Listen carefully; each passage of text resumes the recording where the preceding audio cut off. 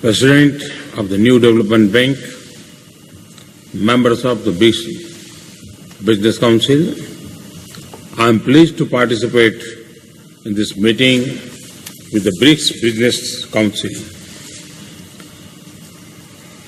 The work you do in the Business Council plays a vital role in giving practical shape to the vision of BRICS partnership. The partnership you have forged and the networks you have created are energizing economic growth stories in each BRICS country. At this meeting last year in Goa, there was a suggestion on a closer cooperation between the NDB and BRICS Business Council. I am happy to note that you are entering into an MOU with the NDB.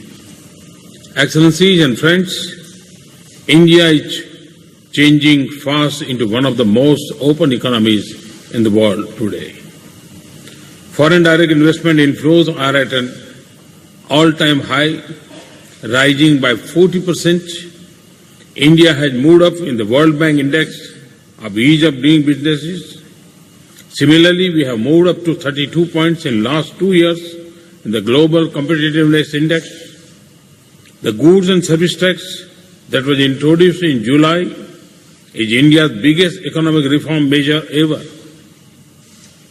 In one stroke, a unified market of 1.3 billion people has been created. Programs like Digital India, Startup India and Make in India are changing the economic landscape of the country. They are assisting India turn into the knowledge-based, skill-supported and technology-driven society. Excellencies and friends, I am happy to note that the BRICS Business Council also has matching priorities of trade and investment facilitation, promoting skills development, infrastructure development, SME development, e-commerce and digital economy. Many productive recommendations have come out of your deliberations. Your work towards establishment of BRICS rating agency, energy cooperation, green finance and digital economy is particularly noteworthy.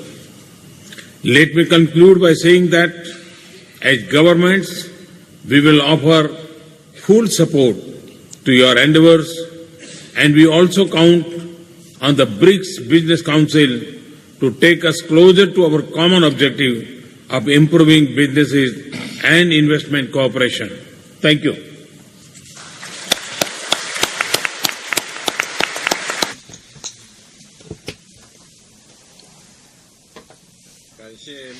Thank you, Prime Minister Modi, for your statement. Just now, leaders all applauded the work by the Business Council and the New Development Bank over the past year.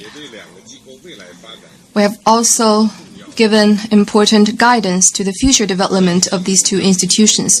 We trust that the Business Council and the New Development Bank will contribute even more to strengthening BRICS cooperation and the development of our 5 countries. That is the end of the leaders' statement session. Thank you. Of BRICS Business Council. 20% of jobs will be lost due to changes in technology. The Skills Development Initiative, entitled the Atlas of Emerging Jobs, is most welcome. It aimed at ensuring that the requisite talent complements the demand in the infrastructure and high-end manufacturing sectors in particular. SMEs play a critical role in all BRICS economies.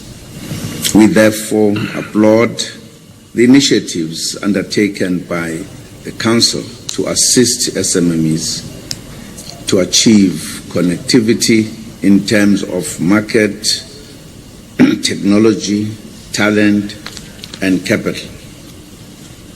With regards to branding, I would thus like to commend the publication of an investment guide. South Africa recognizes the fact that in order to strengthen the BRICS brand globally, it is imperative to invest efforts in making sure that the environment remains conducive for investments and potential investors. I would also like to remind members that we need to ensure the implementation of our projects and decisions. In this regard, I challenge you to consider significant milestones with specific targets that would have the greatest cross-border and an intercontinental impact. I say this because as we look forward to our continent hosting the 10th BRICS Summit in 2018, we want to be able to build on the endeavors of our Business Council. We look forward to working with the BRICS Business Council further to ensure deeper economic cooperation within the BRICS Forum. We thank the BRICS Business Council for a job well done during this summit. I thank you.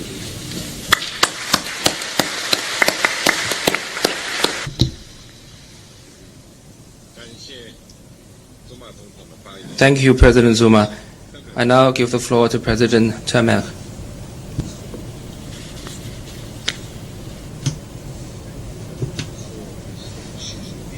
President Xi Jinping, President Zuma, President Putin, Prime Minister Modi, ladies and gentlemen, representing the Business Council of the BRICS countries. It is a great satisfaction for me to be able to participate in one more dialogue with business leaders of the BRICS countries. This is a space for exchanging between government and the private sector. This has to be more and more valued. An entrepreneur is, we all know, a creator of prosperity. And I was hearing here with much enthusiasm the reports of the works of the Business Council. It is more than clear that businessmen and women are in the front line of the relations of the BRICS. You, ladies and gentlemen, do see in your daily lives the real measure of our integration. And much more than that, you are actual protagonists of this integration. I was also able to confirm the much effort of the Council of making the BRICS an effective instrument to increase evermore both trade and investment among our countries. The several initiatives here reported have contributed for bringing the BRICS closer together to our productive sectors. So I welcome specifically the signing of an agreement with the new development bank.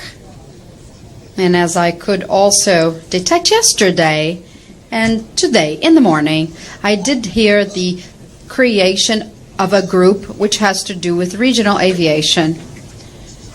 Recently in our plenary session, the BRICS leaders, we spoke precisely about the importance of thrusting the non-government component of this group. And then I see here many concrete actions in this regard. Actions which I want to encourage and welcome more and more. Trade in Brazil with the different countries of the BRICS has taken back its dynamic character this year. Quite remarkable is also the trend for growth and diversification of the flows of investment among our 5 countries, Russia, India, China, and South Africa. At the same time, when they see and find in Brazil extraordinary business opportunities, they also represent destinations which are most advantageous to our products and investments.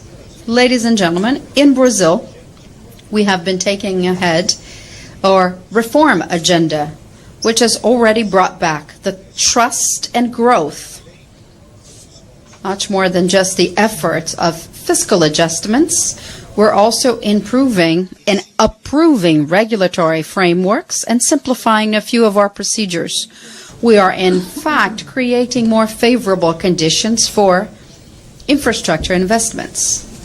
We have been leading an ambitious program for concessions and privatizations, which is a program which gathers large-scale projects in many sectors: ports, airports, highways, railways, transmission lines, meaning assets related to these sectors.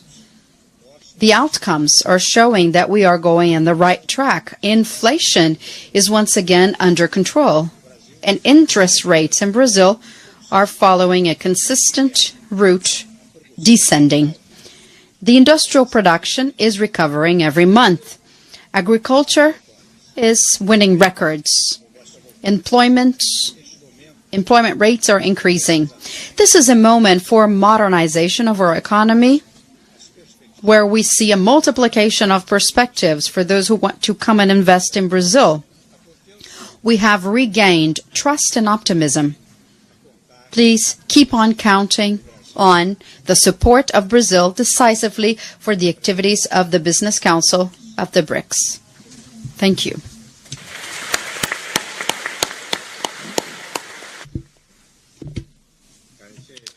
Thank you, President Taimak. I now give the floor to President Putin.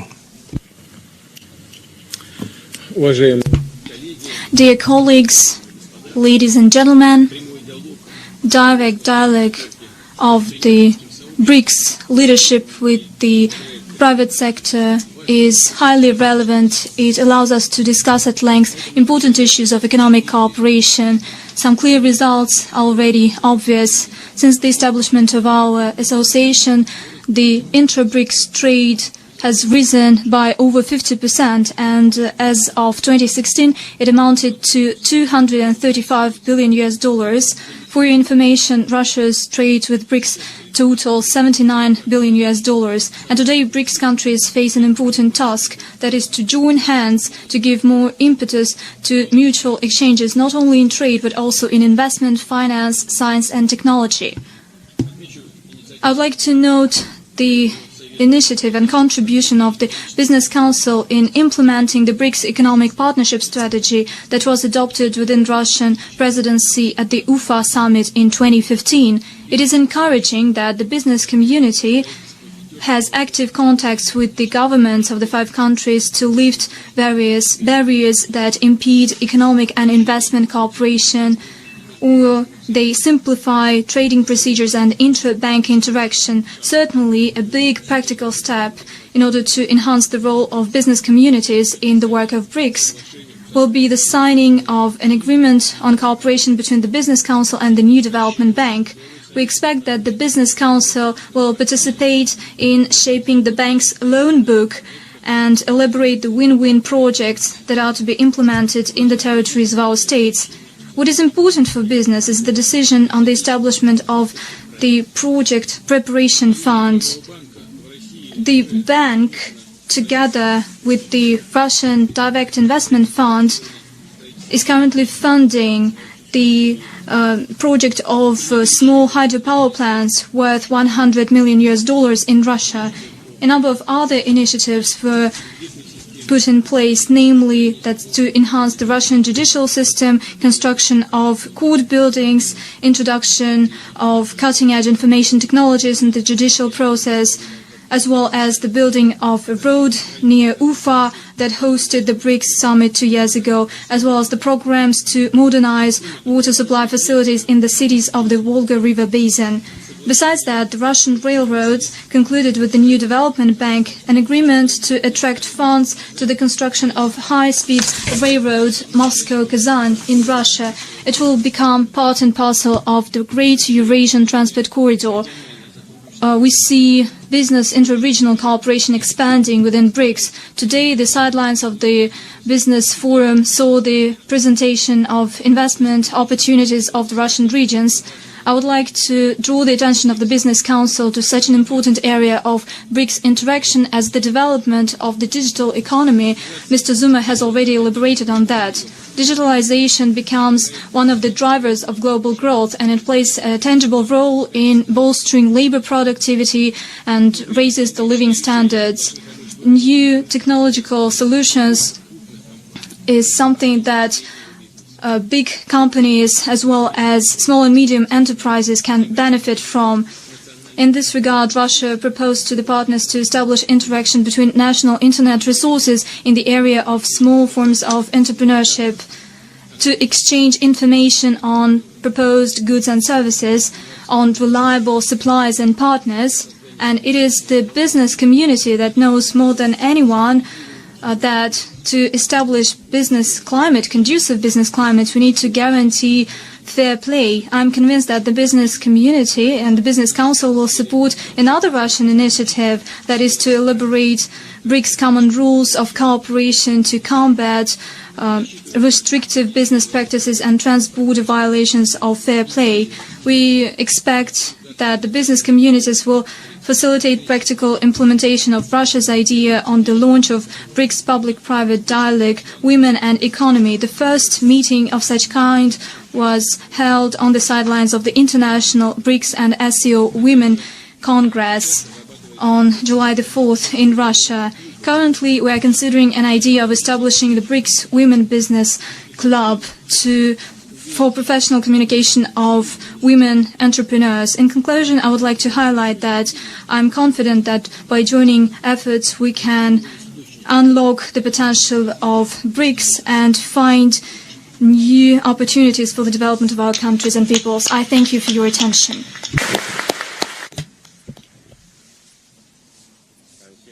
Thank you, President Putin, for your... Obrigado, Presidente Putin.